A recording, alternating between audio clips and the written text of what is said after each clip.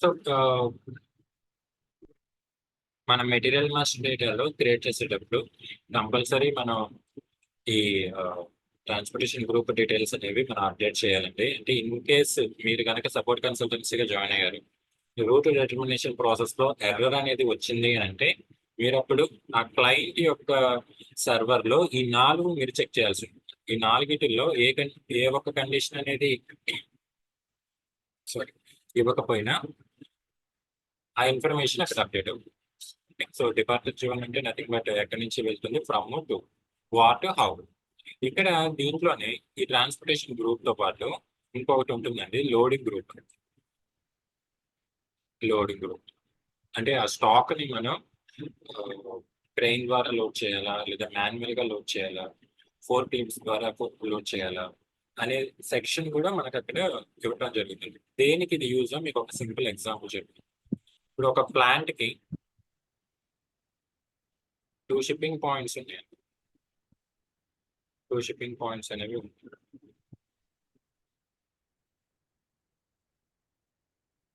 ఈ 2 shipping points లో కూడా సేమ్ గూడ్స్ అవైలబుల్ గా ఉన్నాయి.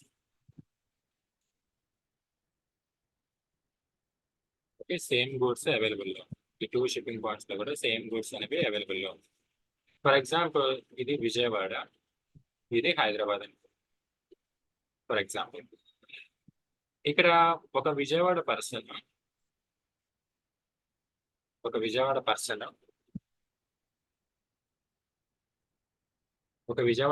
ప్రొడక్ట్ అనేది ఆర్డర్ పెట్టారు. యాక్చువల్ గా ప్రైమరీగా చూస్తే ఎవరైనా సింపుల్ లాజిక్ అక్కడ ఆలోచిస్తారంటే చేస్తారంటే, ఓకే విజయవాడ షిప్పింగ్ పాయింట్ ఉంది కదా, తక్కువ డిస్టెన్స్, అక్కడ డెలివరీ చేసేయండి, అది నియరెస్ట్ ప్లేస్, కాస్ట్ కూడా మనకి బెనిఫిట్ అవుతుంది అని అనిపిస్తుంది.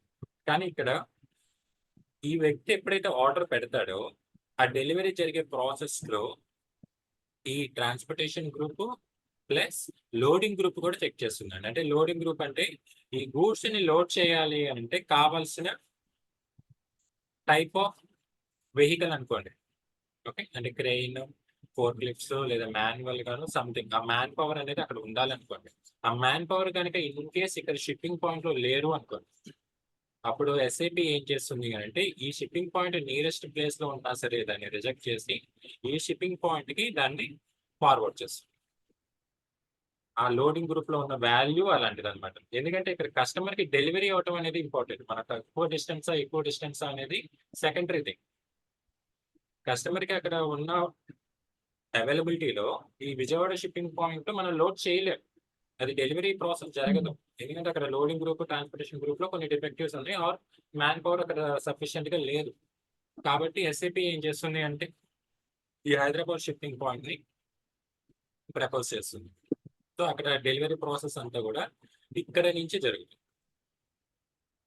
ఓకే, సో మెటీరియల్ మాస్టర్ డేటాలో మనం ఇచ్చే వాల్యూస్ ఏవైతే ఉంటాయో అవి డెలివరీ ప్లాంట్ ని, షిప్పింగ్ పాయింట్స్ ని, అలాగే లోడింగ్ గ్రూప్ ని, ఇవన్నీ డిసైడ్ చేస్తుంది. సింపుల్ గా మనం మెటీరియల్ మాస్టర్ డేటా ఓపెన్ చేసి అక్కడ సమ్ ఏబిసి అని, లేదంటే పలానా ప్లాంట్ అని, పలానా మెటీరియల్ గ్రూప్ అని వాల్యూస్ ఇచ్చేస్తుంది. కానీ అక్కడ ఇచ్చే వాల్యూస్ ని బట్టి టోటల్ ప్రాసెస్ అంతా డిపెండ్ అయి ఉంటుంది. ఓకే, ఈ ప్రాసెస్ అంతా కూడా అండి లాజిస్టిక్స్ లో ఒక భాగం. మనం సేల్స్ ఆర్డర్, డెలివరీ, ఇన్వాయిస్ ఏదైతే చేస్తామో అదంతా లాజిస్టిక్స్ లో ఒక భాగం. ఆ పార్ట్ ఆఫ్ ద లాజిస్టిక్స్ ఈ మెటీరియల్ మాస్టర్ డేటాలో ఇంక్లూడ్ అయ్యింది. సో అది ఎంత ఇంపార్టెంట్ మీరే ఆలోచించండి. మెటీరియల్ మాస్టర్ డేటాలో ఇచ్చే వాల్యూస్ మనం నార్మల్ గానే ఇస్తాం, కానీ టోటల్ లాజిస్టిక్స్ ప్రాసెస్ అంతా కూడా దీని మీదే డిపెండ్ అయింది. సో అక్కడ మనం ఎంటర్ చేసేటప్పుడు వాల్యూస్ అన్ని కూడా మనం అంతేలేండి, లాజిస్టిక్స్ అంటేనే ట్రాన్స్పోర్ట్.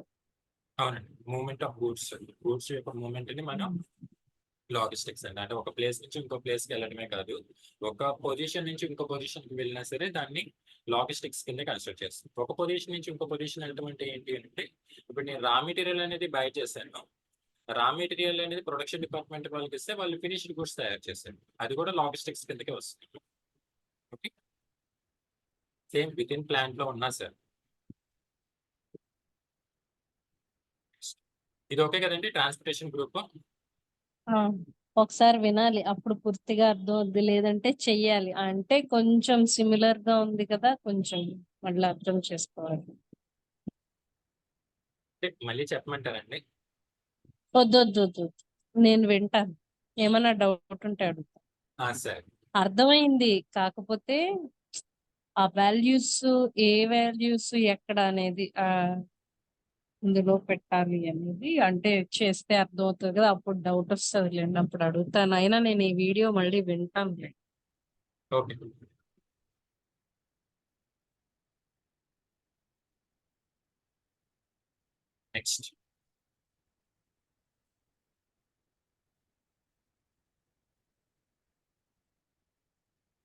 నెక్స్ట్ మనకి మెటీరియల్ మాస్టర్ డేటాలో ఇంకొక ఇంపార్టెంట్ ఆస్పెక్ట్ ఏంటి ఏదైనా ఉంది అని అంటే ఎంఆర్పి అనేది ఇంపార్టెంట్. ఎంఆర్పి అనేది యాక్చువల్ గా మన రెస్పాన్సిబిలిటీ కాదు, ఎంఎం కన్సల్టెన్సీ యొక్క రెస్పాన్సిబిలిటీ. కానీ అక్కడ వాళ్ళు ఎంటర్ చేసే వాల్యూస్ బట్టి మన సేల్స్ ఆర్డర్ అనేది డిసైడ్ అవుతుంది. అంటే I mean sales order process అనేది జరుగుతుంది. ఎలాగా? ఫస్ట్ ఆఫ్ ఆల్ ఎంఆర్పి అంటే ఏంటి అంటే material requirement planning. Material requirement planning total. నేను మార్కెట్ ప్రైస్ ఏమో అనుకున్నాను. ఓకే, మాక్సిమం రిటైల్ ప్రైస్ అనుకున్నారా? ఓకే. మన ఎస్ఐపిలో ఎంఆర్పి అంటే మెటీరియల్ రిక్వైర్మెంట్ ప్లానింగ్ అండి. మీకు స్టార్టింగ్ లో చెప్పాను కదా, ఎంఎం కన్సల్టెన్సీ యొక్క మెయిన్ రెస్పాన్సిబిలిటీ ఏంటి అంటే no shortage of goods no shortage జరగకుండా చూడటం అనేది ఎంఎం కన్సల్టెన్సీ యొక్క రెస్పాన్సిబిలిటీ అని. అది మన క్లయింట్ బిజినెస్ లో ఇంప్లిమెంట్ చేయాలి అంటే ఐదర్ కస్టమర్ ఆర్డర్ పెట్టినప్పుడు కానీ ప్రొడక్షన్ డిపార్ట్మెంట్ ప్రొడక్షన్ చేయడానికి ఆర్డర్ పెట్టినప్పుడు కానీ ఈ నో షార్టేజ్ ఆఫ్ గూడ్స్ అనేది రాకుండా ఉండటానికి ఎంఆర్పి అనే ప్లాన్ ని మనం ఇంప్లిమెంట్ చేస్తాం అనమాట. ఓకే, క్లయింట్ అడిగాడు, మన క్లయింట్ మనల్ని అడిగారు, మా ఆర్గనైజేషన్ లో ఇలా మెటీరియల్ షార్టేజ్ అనేది రాకూడదు, ఆ ఇబ్బంది మాకు ఉండకూడదు అని తను అనుకుంటే, తను మనల్ని అడిగితే రిక్వైర్మెంట్, అప్పుడు మనం చేసే ఫస్ట్ స్టెప్ ఎంఆర్పి అనమాట, మెటీరియల్ రిక్వైర్మెంట్ ప్లానింగ్. ఓకే, ఇది ఎలా ప్రాసెస్ అవుతుంది అంటే ఫస్ట్ ఆఫ్ ఆల్ దీంట్లో ఎంఆర్పి టైప్స్ ఉంటాయి. ఎంఆర్పి టైప్స్ అంటే నథింగ్ బట్ రిక్వైర్మెంట్ టైప్ అనమాట. రిక్వైర్మెంట్ టైప్ అంటే nothing but customer requirement or internal requirement, అంటే మనం ప్రొడక్షన్ చేసుకోవడానికి మనకు అవసరం. అంటే ఇక్కడ ఆ రిక్వైర్మెంట్ టైప్ని బట్టి ఎంఆర్పి ఏదైతే ఉందో ఆ ప్లానింగ్ అనేది ప్రొసీడ్ అవుతుంది అనమాట. ఓకే, ఇక్కడ రిక్వైర్మెంట్ టైప్ని బట్టి మనం ప్లానింగ్ అనుకుంటాం, బాగానే ఉంది. అసలు ప్లానింగ్ ఏంటి, ఏం ప్లాన్ చేస్తాం మనం? ఇక్కడ మనం ప్లానింగ్ చేసేది ఏంటి అంటే కొన్ని ఈక్వేషన్స్ ఉంటాయండి, చెప్తాను, 1 by 1 చెప్తాను. ROP, ROL, maximum level, minimum level, safety stock. అంటే ఒక స్టాక్ అనేది మనం ఎప్పుడు ఆర్డర్ పెట్టాలి, ఎంత ఆర్డర్ పెట్టాలి, మినిమం ఎంత మనం మెయింటైన్ చేయాలి, ఈ రిక్వైర్మెంట్స్ అన్ని కూడా అంటే ఈ డీటెయిల్స్ అన్ని కూడా మనం ప్లాన్ చేసుకుంటాం అన్నమాట. ఇది ఎవరు ప్లాన్ చేస్తారు అని అంటే ఎంఆర్పి కంట్రోలర్ అని ఉంటారు. ఎంఆర్పి కంట్రోలర్ అంటే ఒక పర్సన్ అనమాట. ఆ ఫ్యాక్టరీలో అక్కడ ప్రొడక్షన్ జరిగే ప్లేస్ లో ఒక పర్సన్, ఆ షాప్ ఫ్లోర్ కంట్రోలర్ అంటారు. అంటే అక్కడ ఫ్యాక్టరీ మొత్తం కూడా తనే అడ్మినిస్ట్రేషన్ మానిటరింగ్ చేస్తూ కంట్రోల్ చేస్తుంటాడు. తన దగ్గర ఈ ఇన్ఫర్మేషన్ అనేది మన అవైలబిలిటీలో ఉండేటట్టుగా చేయాలన్నమాట. ఏ ఇన్ఫర్మేషన్, స్టాక్ ఎప్పుడు కొనాలి, ఎంత కొనాలి, సేఫ్టీ స్టాక్, మినిమం స్టాక్ ఎంత ఉండాలి, డిమాండ్ని బట్టి మన మాక్సిమం లెవెల్స్ మనం ఎంత పెంచుకోవాలి, మినిమం లెవెల్ ఎంత మెయింటైన్ చేయాలి అనేది డీటెయిల్స్ అంతా కూడా ఈ ఎంఆర్పి కంట్రోలర్ చేతిలో ఉంటుంది. వాళ్ళ దగ్గర ఆ ఇన్ఫర్మేషన్ అనేది మనం ప్రొవైడ్ చేయడానికి ఎస్ఐపి సాఫ్ట్వేర్ ని మనం యూజ్ చేస్తాం. దాన్ని బట్టి వాళ్ళు ప్లాన్ చేసుకుంటారు ఏ స్టాక్ ఎప్పుడు కొనాలి, ఎంత కొనాలి, ఏంటి అనేది. ఏ స్టాక్ ఎప్పుడు కొనాలి, ఎంత కొనాలి అనేది దాన్ని బట్టి మనం ప్లాన్ చేసుకుంటాం. ఇక్కడ మనకి యూజ్ అయింది ఏంటి, యాజ్ ఎస్డి కన్సల్టెన్సీగా మనకి యూజ్ అయ్యే ఇన్ఫర్మేషన్ ఏంటి అంటే ఇప్పుడు వీళ్ళు ప్లాన్ చేసుకున్న దాన్ని బట్టి మనకి ఏంటి అంటే అండి availability.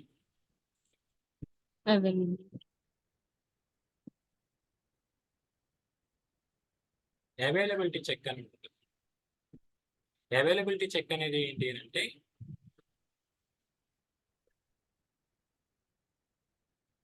Individual requirement, daily requirement. Individual requirement, daily requirement అంటే ఏంటి అంటే ఫర్ ఎగ్జాంపుల్ మన గోడౌన్లో ఒక 1000 యూనిట్స్ ఉన్నాయనుకో, స్టాక్ 1000 యూనిట్స్ ఉంది. ఇందులో నంబర్ ఆఫ్ సేల్స్ ఆర్డర్స్ వస్తూ ఉంటాయి కదా ఆర్గనైజేషన్లో. ఆర్డర్స్ వస్తున్నప్పుడల్లా మనం అక్కడ దాన్ని లెస్ చేస్తాం. అంటే ఎన్నైతే యూనిట్స్ వచ్చినాయో అన్ని లెస్ చేస్తాం. ఫర్ ఎగ్జాంపుల్ ఒక ఆర్డర్లో 40 వచ్చినాయి, ఒక ఆర్డర్లో 60 వచ్చినాయి, ఒక ఆర్డర్లో 100 యూనిట్స్ ఆర్డర్ వచ్చింది. సో ఓవరాల్గా 200 అండి. 60. 200 లెస్ చేయటం డైలీ రిక్వైర్మెంట్ అనమాట. అంటే టోటల్ అమౌంట్ని లెస్ చేస్తే దాన్ని డైలీ రిక్వైర్మెంట్ అంటారు. అలా కాకుండా ఈ 200 యూనిట్స్ ప్లేస్లో 40 మైనస్ 60 మైనస్ 100 ఇండివిజువల్గా మనం లెస్ చేస్తూ ఉంటే కనుక దాన్ని ఇండివిజువల్ రిక్వైర్మెంట్ అంటారు. రెండింటికి ఉన్న డిఫరెన్స్ ఏంటి, ఎందుకు రెండు విడివిడిగా చేయాలి? ఎలాగో క్లోజింగ్ బ్యాలెన్స్ 800 యూనిట్స్ కదా ఏదైనా చూపించేది, ఎందుకని విడివిడిగా మనం కన్సిడర్ చేస్తున్నామంటే ఇక్కడ ఎప్పుడైతే మనం ఏ సేల్స్ ఆర్డర్కి ఆ సేల్స్ ఆర్డర్ సపరేట్గా కన్సిడర్ చేస్తున్నామో దాని మీనింగ్ ఏంటి అంటే మనం డెలివరీ చేసేటప్పుడు మన కస్టమర్స్కి ప్రయారిటీ బేసిస్ మీద డెలివరీ చేస్తున్నామని అర్థం. ఎప్పుడైతే ఇండివిజువల్ రిక్వైర్మెంట్ అనే ఆప్షన్ మనం తీసుకుంటామో ప్రయారిటీ బేసిస్లో మనం డెలివరీ చేస్తామని అర్థం. అంటే ఫర్ ఎగ్జాంపుల్ ఈ 3 డెలివరీస్ ఆర్డర్స్ బుక్ అయినాయి. ఓకే, ఇప్పుడు ఏ అనే ఒక లాయల్ కస్టమర్ తను ఒక 900 యూనిట్స్ ఆర్డర్ పెట్టాడు. ఓకే, 900 యూనిట్స్ ఆర్డర్ పెట్టాడు, కానీ మన దగ్గర ఉన్న స్టాక్ ఓన్లీ 800 యూనిట్స్. అప్పుడు మిగిలిన 100 యూనిట్స్ ఏం చేస్తాం, ఈ ముగ్గురులో ప్రీవియస్గా ఆర్డర్స్ ఎవరైతే పెట్టారో వాళ్ళ ముగ్గురులో ఎవరైతే లో ప్రయారిటీ కస్టమర్స్ ఉంటారో వాళ్ళని మనం బ్యాక్ ఆర్డర్ ప్రాసెస్ చేస్తాం. అది ఈజీగా మనం ఐడెంటిఫికేషన్ అనేది అయిపోతుంది. అదే బల్క్గా టోటల్గా మనం లెస్ చేస్తున్నాం అనుకోండి,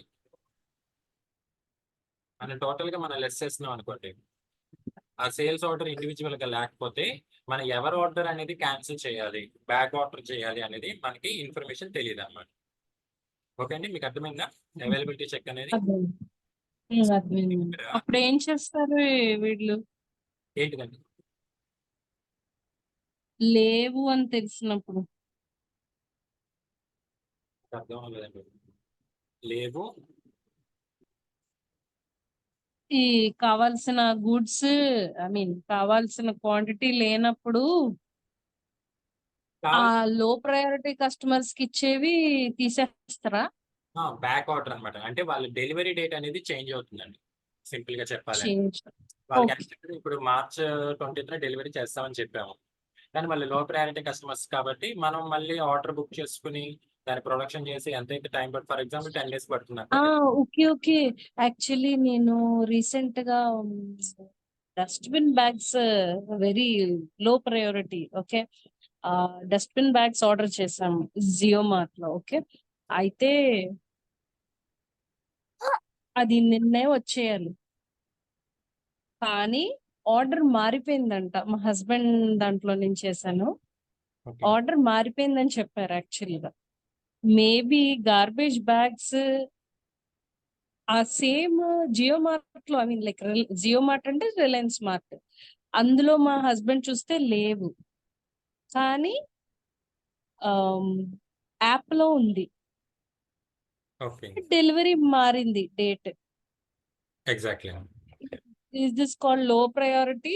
అంటే పెద్ద ఎవడో కొనక ఎగ్జాక్ట్లీ అండి, సేమ్ అలాంటిదే కూడా. ఓకే.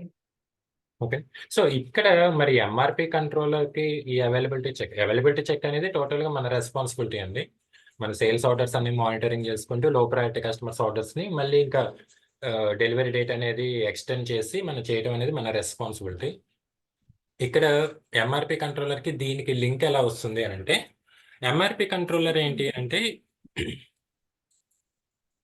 ఎంఆర్పి కంట్రోలర్ ఏం చేస్తాడు అంటే స్టాక్ అనేది ఆర్డర్ పెట్టడం, అంటే ఒక సర్టెన్ లెవెల్ దగ్గరికి వచ్చినప్పుడు ఆర్డర్ పెట్టడం అనేది తన రెస్పాన్సిబిలిటీ అనమాట. ఫర్ ఎగ్జాంపుల్ ఈ 1000 యూనిట్స్ ఉన్నాయి. ఓకే, ఈ 1000 యూనిట్స్ ఉన్నప్పుడు 600 యూనిట్స్ దగ్గరికి రాగానే ఆర్డర్ పెట్టాలి. అంటే అక్కడ ఉన్న డిమాండ్ ప్రకారం, ఆ స్టాక్ ఇన్ఫర్మేషన్ ప్రకారం ఎంఆర్పి కంట్రోలర్ ఏంటి అంటే ఈ పర్టికులర్ ప్రోడక్ట్ మన గోడౌన్లో 600 యూనిట్స్కి రీచ్ అవ్వగానే, ఆ పాయింట్ రీచ్ అవ్వగానే మనం ఆర్డర్ అనేది ప్లేస్ చేయాలి. ఓకే, ఇది ఎంఆర్పి చేతుల్లో ఉంటుంది. ఇప్పుడు మనం ఓవరాల్గా 100 యూనిట్స్ ఒకేసారి ఆర్డర్ బుక్ చేస్తున్నామండి. 100 units, 100 units okay, I mean 800 units ఒకేసారి ఆర్డర్ పెట్టేస్తున్నాం. అది ఎంఆర్పి కంట్రోలర్కి ఏంటి అబ్జెక్షన్. ఎందుకంటే తన మెయిన్ పర్పస్ ఏంటి అంటే, ఐ మీన్ తన మెయిన్ రోల్ ఏంటి, no shortage of goods. Goods అనే నో షార్టేజ్. ఉండకూడదు, ప్రొడక్షన్ డిపార్ట్మెంట్ పరంగా కానీ కస్టమర్ సైడ్గా కానీ. ఇప్పుడు ఉన్న స్టాక్ అంతా కస్టమర్ ఆర్డర్ పెట్టారని ఉన్నదంతా ఇచ్చేస్తే నెక్స్ట్ కస్టమర్స్ కనుక ఆ ప్రోడక్ట్ ఆర్డర్ పెడితే అక్కడ నో షార్టేజ్ అనేది వస్తుంది. సో అక్కడ మనం ఈ ఇండివిజువల్ రిక్వైర్మెంట్ కానీ డైలీ రిక్వైర్మెంట్ ఏది తీసుకున్నా ఎంఆర్పి కంట్రోలర్ దగ్గర నుంచి మనం ఆథరైజేషన్ అనేది తీసుకోవాలన్నమాట. ఎందుకంటే తన రోల్ ఏంటి, 600 యూనిట్స్ రీచ్ అయినప్పుడు మాత్రం ఆర్డర్ పెట్టాలి. ఆర్డర్ పెట్టిన తర్వాత మనం ఆర్డర్ అనేది, ఐ మీన్ ఇవి డెలివరీ అనేది చేయాలి. ఒక స్టాక్ ఉంది కదా, నేను మొత్తం డెలివరీ చేసేస్తానని డెలివరీ చేసేస్తాం, ఈవెన్ ప్రయారిటీ కస్టమర్ అయినా. మరి నెక్స్ట్ ఆర్డర్స్ పెట్టిన కస్టమర్స్ పరిస్థితి ఏంటి, వాళ్ళ ఆర్డర్స్ అన్నీ డిలే అయిపోతాయిగా. అది ఎవరి చేతిలో? అంటే వాళ్ళు ఆథరైజ్ చేస్తేనే ఆ పని చేయాలి. ఎగ్జాక్ట్లీ అండి. అంటే వాళ్ళ దగ్గర నుంచి మనం ఇన్ఫర్మేషన్ కలెక్ట్ చేసుకుని ఆథరైజేషన్ తెచ్చుకుని అప్పుడు మనం ఈ ప్రయారిటీ కస్టమర్ యొక్క ఆర్డర్ని బుక్ చేసుకోవడం జరుగుతుంది. ఆల్వేస్గా ప్రయారిటీ ఉన్న కస్టమర్ కాబట్టి ఎంఆర్పి కంట్రోలర్ కూడా ఏంటంటే యాక్సెప్ట్ చేస్తాడు. ఎందుకంటే వాళ్ళు పొటెన్షియల్ కస్టమర్స్ కాబట్టి, ఆ కస్టమర్స్ కనుక మన కంపెనీకి లేకపోతే అది చాలా నష్టం కాబట్టి ఆల్మోస్ట్ యాక్సెప్ట్ చేస్తారు. బట్ వాళ్ళ దగ్గర నుంచి ఆథరైజేషన్ అయితే కంపల్సరీ తెచ్చుకోవాలండి, ఎందుకంటే అది వాళ్ళ కంట్రోల్లో ఉంది కాబట్టి. Okay, okay. ఇది ఎస్‌డి వాళ్ళు ఏం చేస్తారు అనేది ఒక చెక్ లిస్ట్ లాగా ఏమన్నా ఉంటదా మీ దగ్గర అవైలబుల్‌గా? అంటే లైక్ ఇప్పుడు పొరపాటున మామూలు ఎస్ఐపి చేసేటప్పుడు ఏమన్నా ఫాల్ట్ అంటే అందరివి తెలుసుకోవడం తప్పులేదు. కానీ మనం ఏం చేయాలనేది మీకు ఇచ్చిన పర్ఫెక్ట్‌గా చేయాలంటే మీకు ఇచ్చిన మెటీరియల్లో ఉందండి ఈ అవైలబిలిటీ. మెటీరియల్‌లో ఉందంటారా? అంతేలెండి. మెటీరియల్ అది నేను చూడలేదు. అంటే ప్రాక్టీస్ చేయలేదు కదా! చూడలేదు నేను. కానీ అది యాక్చువల్లీ చేసినప్పుడు మెటీరియల్ ఒకసారి ఏంటి అంటే ఈ అవైలబిలిటీ చెక్ ఇలా ఇస్తాం, ఎంఆర్పి కంట్రోలర్ చేస్తాడనే ఉంది. రెండింటికి లింక్ అనేది ఇన్ఫర్మేషన్ లేదు మెటీరియల్. రెండింటికి ఎలా ఓకే. లింక్ కుదురుతుంది అనే ఇన్ఫర్మేషన్ లేదు ఎంఆర్పి, ఐ మీన్ మన మెటీరియల్. లింక్ యాక్చువల్గా ఇలా కుదురుతుంది. ఇంకోటి కూడా ఇంకా చెప్పాలి అని అంటే, మనం ఒక పర్చేజ్ ఆర్డర్ పెట్టేటప్పుడు పర్చేజ్ డిపార్ట్మెంట్ ఉంటుంది కదండి, వాళ్ళు వాళ్ళ వెండర్కి పర్చేజ్ ఆర్డర్ పెడతారు. ఇలా పర్చేజ్ ఓకే. ఆర్డర్ పెట్టేటప్పుడు ఫైనాన్స్ డిపార్ట్మెంట్ నుంచి పర్మిషన్ తెచ్చుకోవాలి. ఓకే. దేనికి అంటే ఇప్పుడు ఫర్ ఎగ్జాంపుల్ 1 crore వాల్యూ అనుకోండి, పర్చేజ్ ఆర్డర్ వాల్యూ. ఈ 1 crore ఫండ్స్ మన దగ్గర ఉన్నాయా లేవా అని ఆ purchase department manager finance department manager దగ్గర నుంచి ఆథరైజేషన్ తెచ్చుకున్న తర్వాతే ఆర్డర్ అనేది ప్లేస్ చేయాలి. లేదంటే వీళ్ళు ఆర్డర్ పెట్టేశారు, అమౌంట్ లేదు, అప్పుడు వెండర్కి మనం ఎలా పే చేస్తాం, పే చేయలేం. అప్పుడు వెండర్ ఏం చేస్తాడు, మనల్ని బ్లాక్ లిస్ట్లో పెడతాడు. వీళ్ళు కరెక్ట్గా రైట్ హ్మ్. పేమెంట్స్ చేయట్లేదు, బ్లాక్ లిస్ట్లో పెడితే మిగిలిన ఏ వెండర్స్ కూడా మనకి క్రెడిట్ ఇవ్వడానికి క్రెడిట్ అనేది ఇవ్వరు. అది అవును. ఇంటర్నల్ గా కంపెనీకి ఏంటి అని అంటే, రా మెటీరియల్ సప్లై అయిపోయింది అనుకోండి, ప్రొడక్షన్ అయిపోతుంది. ప్రొడక్షన్ అయిపోతే సేల్స్ ఆగిపోతాయి. ఓవరాల్ కంపెనీ ప్రాఫిట్స్ మీద, కంపెనీ యొక్క గ్రోత్ మీద ఇంపాక్ట్ చూపిస్తుంది. అలా కొన్ని డిపార్ట్మెంట్స్ ఏంటి అని అంటే, వాళ్ళు ప్రాసెస్ చేసేటప్పుడు మిగిలిన డిపార్ట్మెంట్స్ యొక్క ఆథరైజేషన్ అనేది కూడా తీసుకోవాలి. అప్పుడు అది complete task, I mean smooth గా రన్ అవుతుంది ఆర్గనైజేషన్ అనేది. ఓకే అండి.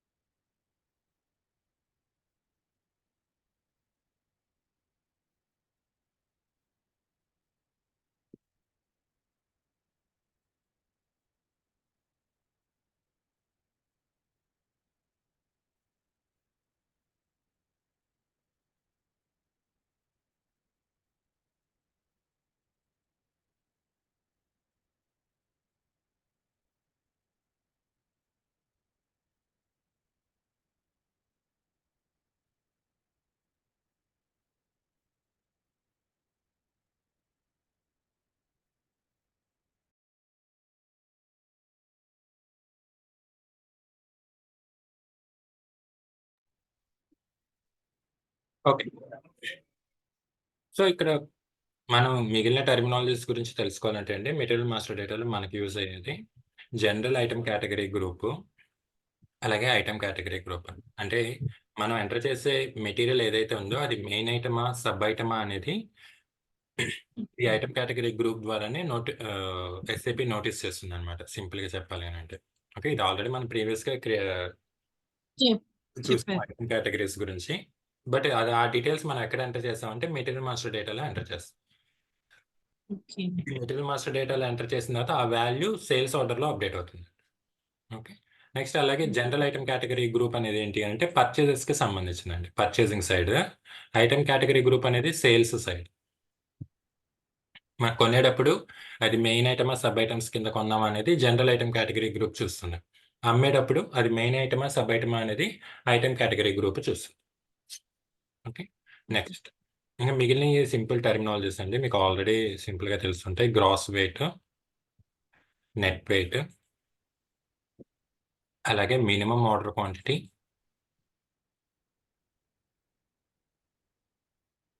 Minimum delivery quantity. Already gross weight, net weight అంటే మీకు ఆల్రెడీ ఐడియా ఉండే ఉంటుంది. గ్రాస్ వెయిట్ అంటే ఓవరాల్ వెయిట్, నెట్ వెయిట్ అంటే ఓన్లీ ఆ ప్రొడక్ట్ యొక్క వెయిట్. ఆ పైన ప్యాకింగ్ ఏదైతే ఉంటుందో దాన్ని కన్సిడర్ చేయకుండా మన ప్రొడక్ట్ యొక్క వెయిట్‌ని మాత్రమే కన్సిడర్ చేస్తే అది నెట్ వెయిట్ అవుతుంది. నెక్స్ట్ మినిమమ్ ఆర్డర్ క్వాంటిటీ అనేది ఏంటి అనంటే ఈ product for example material master డేటాలో మీరు మినిమమ్ ఆర్డర్ క్వాంటిటీ ఒక 100 యూనిట్స్ ఇచ్చారనుకోండి. సేల్స్ ఆర్డర్‌లో సారీ. సేల్స్ ఆర్డర్‌లో ఫర్ ఎగ్జాంపుల్ షర్ట్స్ 90 యూనిట్స్ అని చెప్పేసి ఎండ్ యూజర్ ఎంటర్ చేశాడు. అది ఎర్రర్ వస్తుందనమాట అక్కడ. ఎందుకంటే మెటీరియల్ మాస్టర్ డేటాలో షర్ట్స్ అనే మెటీరియల్ మినిమమ్ ఎంత ఉండాలి ఆర్డర్ 100 యూనిట్స్ ఉండాలి. కానీ అక్కడ ఎండ్ యూజర్ 90 యూనిట్స్ అని వచ్చిందంటే ఎర్రర్ వస్తుంది. అంటే అది ఫార్వర్డ్ అవ్వదనమాట. అది మళ్ళీ మనకి కంప్లెయింట్ రైజ్ చేసి మనకి ఫార్వర్డ్ చేస్తారు. మన క్లయింట్స్. దాన్ని మనం అక్కడ మెటీరియల్ మాస్టర్ డేటాలోకెళ్ళి ఐదర్ దాన్ని 100 యూనిట్స్ అయినా 90 యూనిట్స్ చేయాలి. లేదంటే ఇక్కడ 90 యూనిట్స్ అయినా 100 యూనిట్స్ కింద అప్డేట్ చేయాలి. సేమ్ అలాగే మినిమమ్ డెలివరీ క్వాంటిటీ. డెలివరీ చేసేటప్పుడు మినిమమ్ ఎంత ఉండాలి? ఓవరాల్‌గా ఈ మెటీరియల్ అనేది 10 యూనిట్సా, 20 యూనిట్సా అనేది మినిమమ్ ఎంత క్వాంటిటీ ఉండాలనేది ఆ వాల్యూ ఇక్కడ ఇచ్చుకుంటాం. ఇది టోటల్‌గా ఏంటి అనంటే ఆహ్, అది అక్కడ కాస్ట్ ఏదైతే ఉంటుందో, ఆ కాస్ట్‌ని బేస్ చేసుకొని ఇవి మనం డిసైడ్ చేయడం జరుగుతుందండి. ఒక ఎగ్జాంపుల్ చెప్పాలంటే నేనొక మార్కర్ ఆర్డర్ పెట్టాను. మార్కర్ అమెజాన్‌లో. దీని వాల్యూ వచ్చేసరికి రూ. 25. ముంబై నుంచి ఇక్కడ విజయవాడ రావాలి ఫర్ ఎగ్జాంపుల్. ఆ డిపో నుంచి ఇక్కడ విజయవాడ నా హౌస్‌కి డెలివరీ అవ్వాలి. ఇప్పుడు అమెజాన్ వాడు ఈ ఒక్క మార్కర్ కోసమే ఒక వెహికల్‌ని ట్రాన్స్‌ఫర్ చేయడు కదండీ! ట్రాన్స్‌పోర్ట్ చేయడు కదా! ఈ రూ. 20 ప్రొడక్ట్ కోసం రూ. 2000 వాడు కాస్ట్ పెట్టుకోడు కదా! అంటే అక్కడ వాడు ఏం కాలిక్యులేట్ చేస్తున్నాడు? Minimum delivery. ఇంత సారీ. మినిమమ్ ఇంత డెలివరీ అనేది ఉంటేనే మనం ఆ ట్రాన్స్‌పోర్టేషన్ అనేది ప్లాన్ చేయాలి. అనేది ఆ వాల్యూస్‌ని మనం ఇక్కడ ఎంటర్ చేసుకుంటాం. కొన్ని కొన్ని సార్లు డెలివరీ ఫీజు ఇ ఇంత ఇంత అమౌంట్ అవ్వకపోతే అని పెడతా ఉంటారు. ఇటువంటిదేనా అది కూడా? ఎగ్జాక్ట్‌లీ అండి. కరెక్ట్‌గా చెప్పారు. ఇంత అమౌంట్ ఉంటే ఇంత డెలివరీస్ అనేది వాళ్ళు ప్లాన్ చేసుకొని ఉంచుకుంటారు కాబట్టి హ్మ్.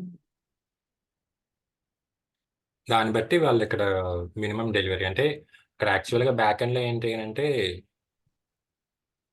కాస్ట్ సెంటర్స్ ఉంటాయండి. కాస్ట్ సెంటర్స్ ఇంకా మీకు చెప్పలేదు. కాస్ట్ సెంటర్స్ కాస్ట్ సెంటర్ చెప్పారండి మీరు. ఓకే. చెప్పానా? ఓకే. కాస్ట్‌ని ఈ కాలిక్యులేట్ చేస్తారు. పికోలో ఒకటి వస్తది ట్యాబ్. ఎగ్జాక్ట్‌లీ అండి. అక్కడితో అయిపోయింది యాక్చువల్లీ. హ్మ్. ఓకే. ఎగ్జాక్ట్‌లీ అండి. ఆ కాస్ట్ సెంటర్ ఆ కాస్ట్ సెంటర్ బేస్ చేసుకొని మనకి ట్రాన్స్‌పోర్టేషన్ ఎంత అవుతుందనేది వాళ్ళు ఒక ఫై అనాలిసిస్‌కొస్తారు. ఆ ట్రాన్స్‌పోర్టేషన్‌ని బట్టి మనకి మినిమమ్ డెలివరీ ఎంత జరగాలి అనేది ప్లాన్ చేసుకుంటారు. ఓకే. ఆ ఇన్ఫర్మేషన్ కాస్ట్ సెంటర్స్ ఇస్తుంది.